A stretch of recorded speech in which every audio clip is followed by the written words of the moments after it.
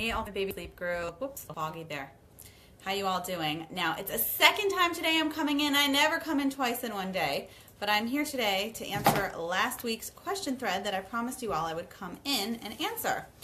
So, just to recap, and it's not coming up over here, I have to make sure I see your comments while I'm doing this because it's a little bit of a funny connection. I see there's a bit of layover. Hope this will work. Technology, please. Okay, let's just see. I don't usually come in twice in one day, but this morning we had our hashtag sleep queue.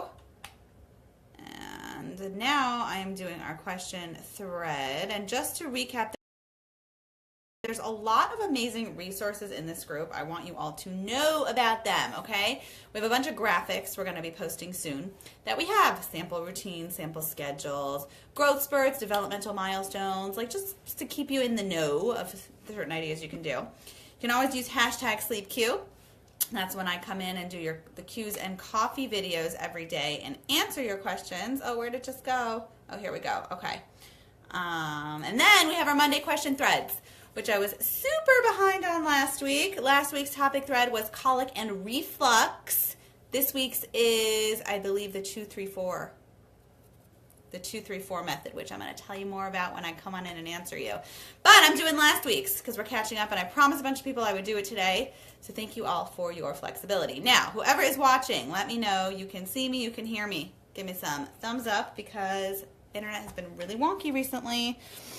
Just give me a heart or a thumbs up or say hi to me. Let me know that you can hear this before I dig on deep and talk about colic and reflux, which is a lot I have to say on the matter. Before digging deep and before going through your questions here and talking about it, I want to just let you know. Okay, good. You can see this. Amazing. Thank you, Kylie. Okay. You see me. Awesome. Thank you for letting me know. Okay, and also Kniesi. All right, amazing.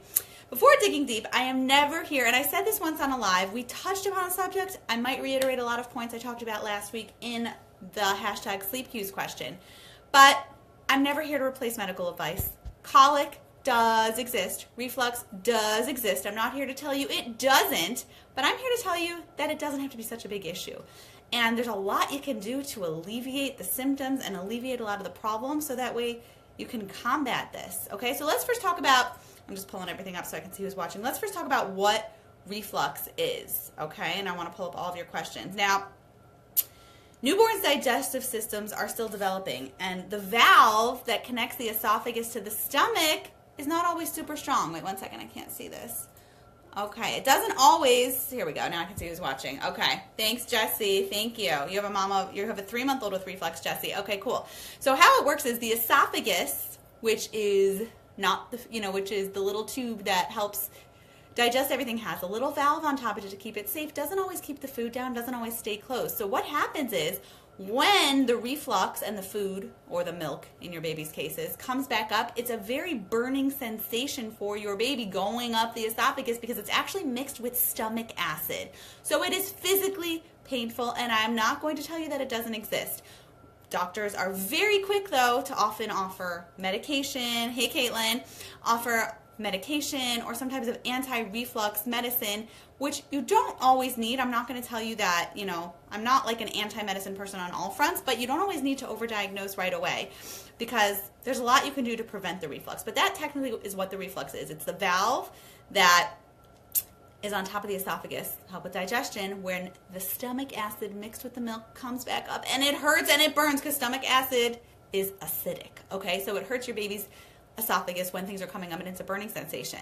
There is obvious reflux, which is like projectile vomiting when they're like making puddles all over the floor and it's constantly coming up. And there's silent reflux where your baby's suffering from the pain of the stomach acid coming back up, but you're not necessarily seeing it as much. It might just look like normal spit up. It might be a little bit more gassy, kind of burpy situation happening, but it still is there, okay? So that's what reflux technically is, okay? Now, I'm going to tell you something, and I talked about this last week. Usually, pediatricians are often quick to tell you that when a baby has reflux, and again, there is always, I never like to make blanket statements of always or never. I'm just telling you the majority of what I found, helping thousands of families, okay? I hope that's not my son's school calling. Hopefully they'll call back again. I see it on my caller ID. Okay. Doctors often like to tell you that when a baby has reflux, to feed them small meals throughout the day to help aid in digestion, right? Because they're having a little bit, technically it makes sense, right? They're not having as much milk come down, which means there's going to be less milk coming up when it's mixed with the stomach acid, and it's potentially less painful. It does work for some babies, but I have found the polar opposite. When you can get a baby on a set routine, and I'm not even talking about sleep here, but yes, sleep is important, but for reflux specifically, if you can get a baby on a solid eating routine, they're going to go through a natural digestive progression. And I said this last week, and I'll say it again, and I'm going to use the exact same example I used last week.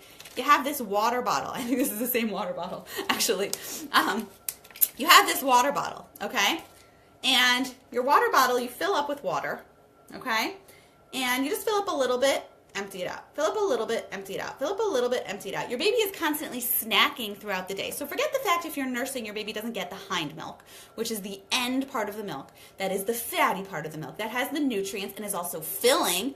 But your baby constantly snacking never goes through the proper digestive purpose of, let's take this full water bottle that I didn't drink yet, of having a full water bottle, drinking the whole thing, being emptied, and then filling it up again. Your baby never goes through that natural process of getting hungry, eating a full meal, digesting it properly, and then getting hungry again over and over and over and over. Now, I'm not going to say this is all cases. Some babies with reflux do need to snack throughout the day, okay? So I'm not going to go against that. But I will tell you, I have found most babies who suffer from reflux do better. Now, I'm not saying the reflux itself, they might spit up more because they actually have more in their system. If they're projectile vomiting, they might throw up a little bit more, but it helps alleviate the symptoms so much faster over the course of 2, 3, 4, 5 days versus months of suffering from a baby with reflux because you're working with their digestion as opposed to against it. Imagine us having a yogurt every few hours to fill ourselves versus having a nice hearty tuna sandwich, right? We're more full, we can stay longer, and it helps positively work with our digestion. Babies who have a lot of reflux and the burning is too much, oftentimes having the meal spaced out more will help them because they have sufficient time between each of the meals to digest their food, so it's not like a snacking situation where it's milk down, milk up, milk down, milk up, down, up. Because when they're snacking all day long, they don't have enough time between each feeding to properly digest things to work with their rhythms. Okay, that's the first thing I want to tell you. Again, some babies with reflux do need to have small and frequent meals throughout the day. Tell me, I'm wondering, Jessie, what you're doing for your 3-month-old with your reflux, okay? And this is the same with silent reflux or very obvious reflux, okay? People often think that they're different. They are in terms of how your baby responds, but at the end of the day, it's the same thing with the stomach acid, with the esophagus, and with the inability to digest things properly. So I really recommend getting them on a routine and a feeding routine solidly. And if you can, even a 3-week-old baby, a 5-week-old baby, you can even 3 hours is really ideal. Of course, you can't, hang on one second. Can I just have that? Sorry, my husband just walked in. I'm doing a live right now. Sorry, he just walked into my office. Of course, you can't force a baby to last longer if they're not capable of lasting that long. If they're, they can't do it, but try to space it to 2.5 hours. So Jessie, I'm guessing the snacking all day long is not helping with the reflux, okay? So the first thing is to get them on a good eating routine. Every 3 hours, every 3.5 hours. And Jessie, your 3-month-old can even go 3.5, 4 hours if they're eating well, okay? Trying to really structure that in a way to work with the digestion instead of against the digestion, okay? Because snacking,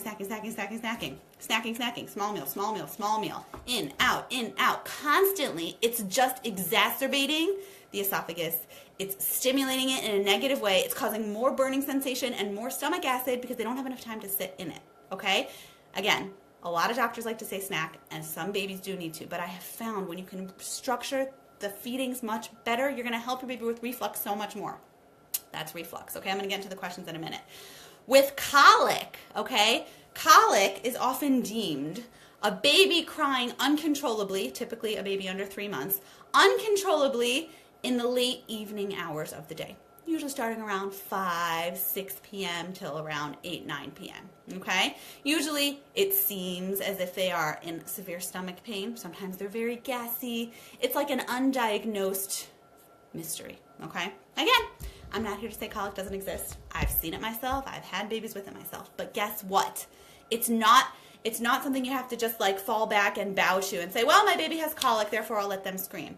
99.99999. Again, we have this 1%, okay? So if you fall into that, that's fine, but I have seen this with my own eyes with the families I work with and help. A newborn who suffers from colic is usually just lacking the proper structure during the day with sleeping and eating, okay? Reflux, I would say, is mainly a result of not having meals structured properly. And meals, I mean bottles, nursing, milk, whatever. Colic is a result of having meals not structured well and sleeping. Okay, I'm not going to say colic is just an overtired baby. Not necessarily, but if you have an intense baby, a sensitive baby, a sleep-fighting baby, who's also not regulated properly with their meals, not getting digestion, not getting enough calories, not having calories distributed evenly enough, overtired, not getting enough naps, that is just a recipe for an irritable baby. And when the time 4 or 5 p.m. rolls around, technically it's a failure because a baby is going to cry, and some more. And of course there's going to be a little bit of abdominal pain when they're not digesting things properly. So I cannot tell you that a routine is the end-all be-all solving issue, but for newborn babies, for babies under 3-4 months of age, Aubrey and I are going to be posting them. We just came out with our schedules, which we've had forever, but we put in this like nice little pretty format box that we can post. So Aubrey, you can go ahead and post some today, even under this live if you want. If you're looking for some sample routines, I have on my website.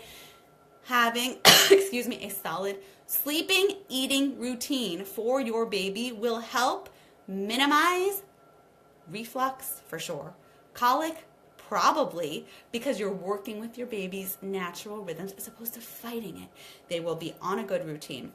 They will be regulated properly with what their internal clock naturally wants to do, and it will just be this ebb and flow instead of like waking up, irritable, feeding them there, you know, especially when you're nursing. And I've been a culprit of this myself with a few of my babies, and yes, I've done it too, okay? You're just so tired, you're so exhausted, you just want to feed your baby so they're quiet. Fine, but it's the short goal, right? Work towards your long-term goal of what am I ultimately working towards here with my baby? I want my baby to be physically comfortable. I want my baby to be physically healthy. What can I do to help them? Okay, so I'm going to go through some of the questions that were in the original colic and reflux post, and hopefully this will help you gain a little bit of understanding. And that's why I do these topic threads. You know, the hashtag sleep cues are always awesome, but they're a little bit here, a little bit there. You can gain a much deeper understanding of a certain topic after I've explained it and then given a few examples from questions. So I'm just going to dig in here. And anyone watching, let me know if this resonates with you. If you had a baby with colic or reflux, if you know someone who does, send them this video. It will help them. Okay. Oh, so this is not a newborn. Caitlin has an 8-month-old who's been screaming while asleep. I watch her for 30 seconds to a minute and it just gets more intense. The whole time she's screaming, her eyes are typically still closed. Once I pick her up or even just put her on my arm, she's on acid reflux medicine. No matter what I try, she spits a good portion of the medicine out. And it's likely her crying is from acid reflux. And it's very potentially is, Caitlin. I'm not here to tell you that that acid reflux isn't real. But if she's 8 months old, I'm wondering if she's on solids at all, because she might potentially not be on an exclusively milk-based diet. And I say milk, formula, breast milk, whatever. I don't mean like cow's milk, okay? So what you're giving her could potentially work with her body or against her body for that reflux. So make sure for sure what she's having before bedtime is not highly acidic. Definitely sometimes certain fruits that we think are gentle on the stomach could sometimes potentially exacerbate the exacerbate the potential acid in the esophagus, okay? So you want to make sure you can do whatever you can to minimize that for sure before bedtime, but throughout the day, just take note if certain things kind of make it worse. So glad to have found this live. You have a baby with colic and reflux. Yes, you don't have to have a baby with colic and reflux. Let's just say that. All right. Okay, this is a long one. I'm going to skim through it, Jacqueline. Your little one has reflux. The doctor feels he also has colic. They often go hand in hand. And it's oftentimes doctors just telling you that your baby needs help, but they're not sure what to do or they're not sure how to help you. I'm telling you this will help you, okay? He'll be 7 weeks tomorrow. He screams from around 4 to 8 p.m., right? That's colic. You rock him, walk him around, give him the pacifier. Nothing seems to help. He gets really bad gas pains. You're not sure if he's tired. He eats every 3 hours, and he's on 4 ounces. This is good, but the doctor suggested you feed him more. Did your doctor suggest you feed him more at each feeding of every 3 hours, Jacqueline, or more frequently than every 3 hours? I don't recommend doing it more frequently. Just up the amount possibly, but careful, because if you also feed a reflux baby too much, that's just going to make them vomit more. It's tricky, okay? You hold him for an hour plus after each feed. Yes, oftentimes with babies who do suffer from this issue of the acid, you have to hold them upright to help get the burps, get the gas out. That is typical. What you can actually often do with the baby is have them, I'm never going to tell you to have them like on a major incline. You don't want a baby, God forbid, like sliding down. But if you have their crib mattress, you can fold up like a washcloth and put it at the end under where their head is, just to slightly elevate. Nothing drastic, nothing dangerous, just so their head is ever so slightly elevated from their body to also help get that gas out and keep them comfortable. You've been working on getting him on a schedule. He sleeps in a bassinet in your room. You want to get him on a schedule. Okay, so what I'm going to tell you, Jacqueline, is that you definitely want to keep your eyes peeled for what Aubrey, sorry, I'm just reading your questions, what Aubrey's going to be posting with some of our sample routines. Just tag Aubrey. I sent them all her way. Tag her and she will post them on in here for you. Yes, gas is related to reflux. That's what it is. Even though it's the esophagus, it's also burping, it's also discomfort. And gas can be related to colic also. Yes, 100%, because colic is related to notch structures feedings, like I just said a minute ago. Okay? Joanna. And I know we've been in touch, Joanna. You've been waiting for me to do this live. Okay, your 9-week-old has reflux, so you started carrying her for naps to alleviate the discomfort. After an hour, I take her out and lay her down to finish her nap. 8 out of 10 times she wakes up during this transfer if it's nap time. I try to rock and play, but she won't fall asleep. Do babies get solid sleep in the carrier? I'm just skimming through this. Bedtime at 7 p.m.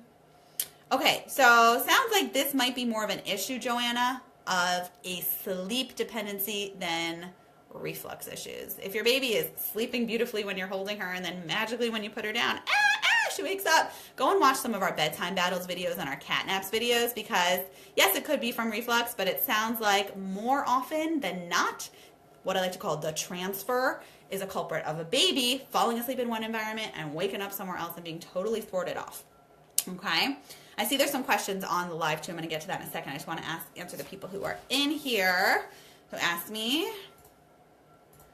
Okay, Liana has a 5-month-old who suffers from silent reflux. Remember, silent reflux is real. It's the discomfort of the stomach acid coming up, but without that like constant projectile vomiting. He's exclusively breastfed every 1.5 to 2 hours. Larger feedings make him uncomfortable. Larger feedings will make him uncomfortable if you try to feed him every 1.5 hours. He's 5 months old. Okay, now if you're feeding him every 1.5 to 2 hours, Liana, you can't suddenly jump to 3. 1.5 to 2, get it to 2 hours and 10 minutes for a few days, then 2 hours and 15, then 2 hours and 20. Ultimately, your goal should be closer to 3 hours, because that's going to aid in his digestion. Only because what you're telling me, if you're doing these little meals throughout the day, clearly it's not working for him. Again, some babies it does, but I found for a lot it does not.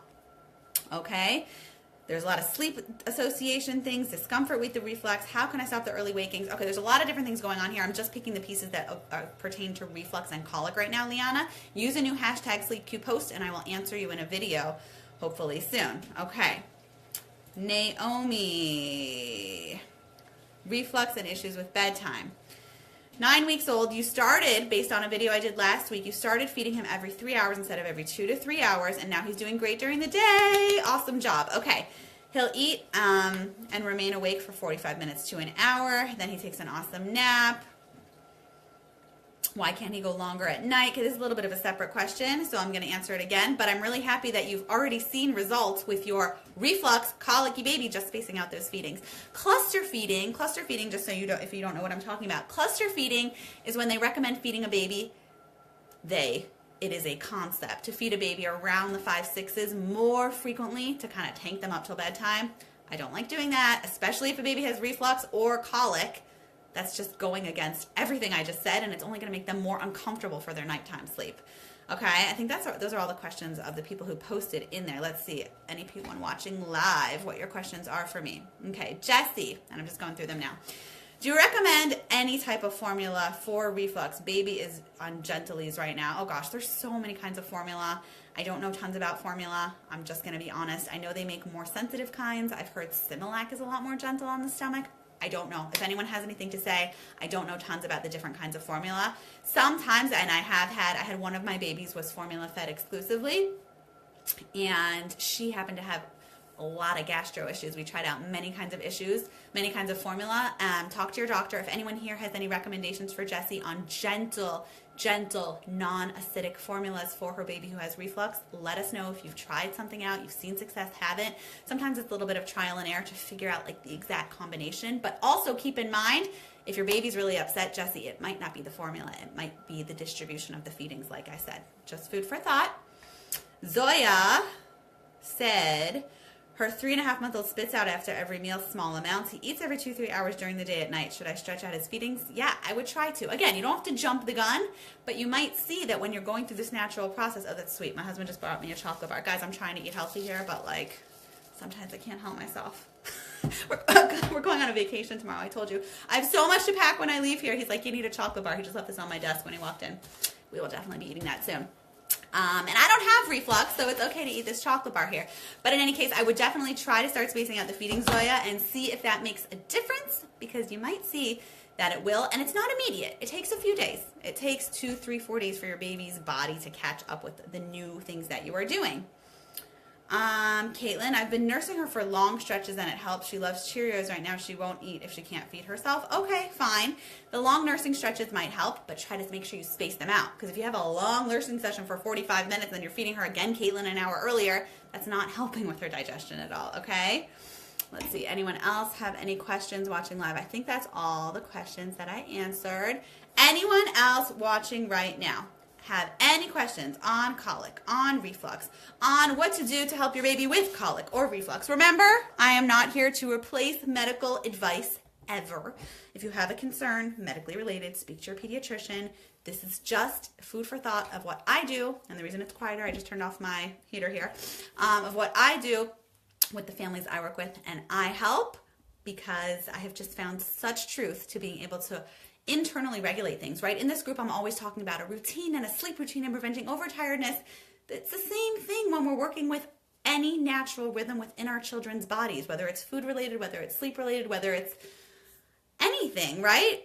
We are all creatures of habit. Of course, some less, some more, right? We might have like the super OCD person who thrives on consistency to the minute and the more chilled out, relaxed person. But at the end of the day, we all are tired when it's night and awake when it's day. And our bodies fall into certain rhythms and certain patterns, and our babies are no different. So when we can help set up that foundation properly, we are doing them the biggest service in the world by helping them thrive on that consistency. Okay? So that's last week's question thread. And this week's question topic thread is, I believe, the 2, 3, 4 method. So stay tuned. Later on this week, I'll be coming in. Otherwise, use hashtag SleepQ when you have a question for me. And if you want to see any of the new sleep routines, Aubrey, I'm sure will be posting them. Just use hashtag SleepQ or tag Aubrey or myself, but probably Aubrey, because I apologize. I can't always respond to everything I'm tagged in. Every time I open Facebook, I have like 70 notifications. I try my best to be on top of them, but I do miss them sometimes. So you can always send me a private message also if you want to make sure I don't miss it. Okay, have a great Tuesday, and I hope we can battle any sensitive tummies over here. Have a good one.